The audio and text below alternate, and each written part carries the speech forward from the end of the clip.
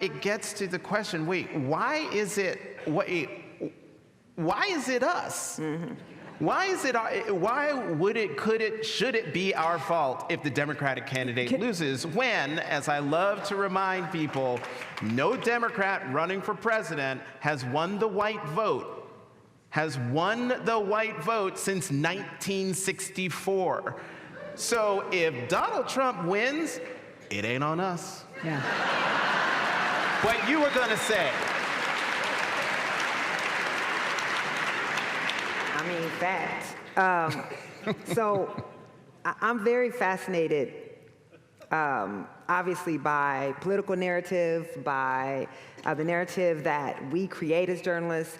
You know, we say that we're just reporting the news, but we create it as well, right? We create narrative.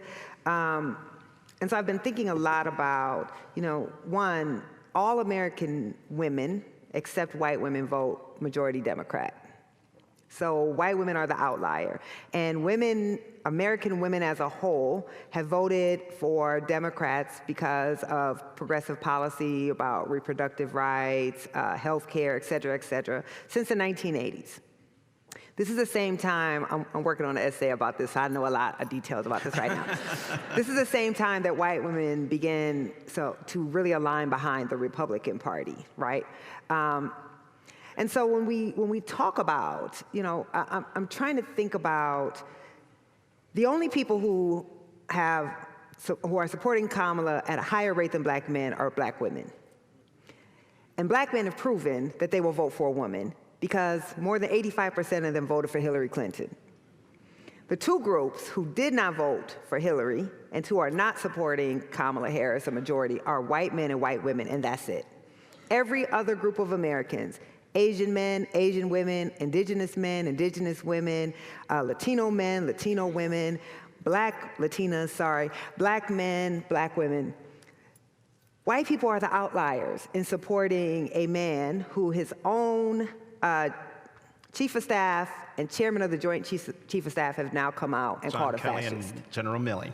So the fact that the focus would be on a tiny percent of the population, for one, right? 7% of the population, even a smaller percentage of the black vote because black women outvote black men. Do you know the largest voting bloc in America is white women? Do you know that more white women numerically, because they are the largest voting bloc in America, voted for Trump than white men? A smaller percentage of the white vote of women voted for Trump than white men, but numerically more white women voted for Trump than white men. And so when I think about 2016, Trump was running on overturning Roe in 2016.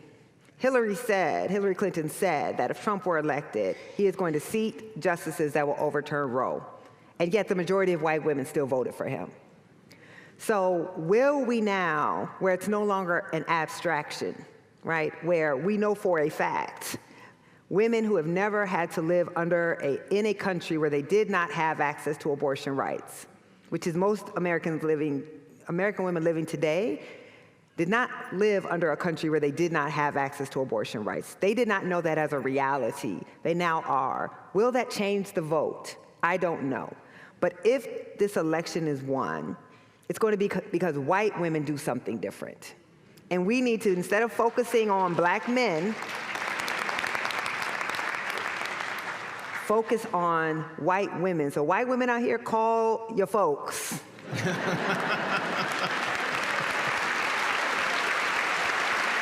Truly. And that's, you know, that is an uncomfortable question for us to have. It's easy to demonize black men.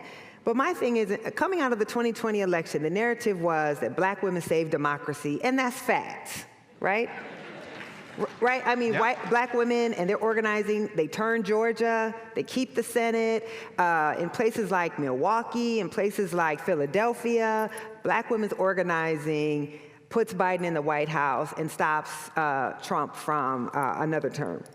This year, though, I'm arguing, it's white women's turn. It's white, seriously. Because you have gotten so used to saying, okay, black people, this is your job in America. Your job is to save us from ourselves. We are tired, and we cannot do it alone. Y'all have to save this country for yourselves.